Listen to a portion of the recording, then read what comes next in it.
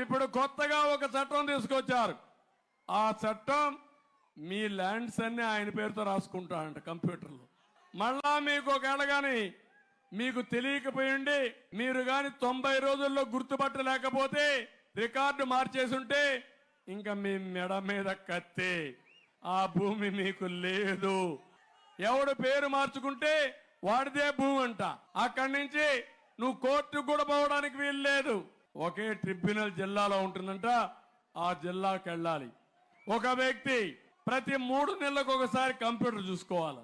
10-1 లేదు, అడంగల్ లేదు, పట్టాదారు పాస్బుక్లు లేవు. కానీ జగన్మోహన్ రెడ్డి మీ రాత రాస్తాడు. నీ పొలం నీదంటే నీదే, నాదంటే నాదే. ఒకప్పుడు నిజాం రాసేవాడు, ప్రతి ఒక్కరి పొలాన్ని దానం చేసేవాడు. ముందు నీకు ఇచ్చేవాడు, ఇంకొకరికి ఇచ్చేవాడు, మళ్ళా ఇంకొకరికి ఇచ్చేవాడు. ముగ్గురు కలిసి కొట్టుకునేవాళ్ళు. అసలు భూమి ఉందో ఎవరికి తెలియదు. ఈ రోజు ఈ రాష్ట్రంలో అదే పరిస్థితి. మీ పొలం మీ దగ్గర లేదు. మొన్ననే మీరు చూశారు, మీ పొలం మీ పట్టాదారు పాస్ పుస్తకం దానిపైన బొమ్మెవరిది, బొమ్మెవరిది అంటే వాళ్ళ తాత మీకు ఇచ్చాడా, వాళ్ళ నాయన ఇచ్చాడా, మీకు మీ నాన్న ఇచ్చాడు. వేసుకుంటే మీ నాన్న ఫోటో వేసుకోవాలా? అవునా కదా తమ్ముళ్ళు?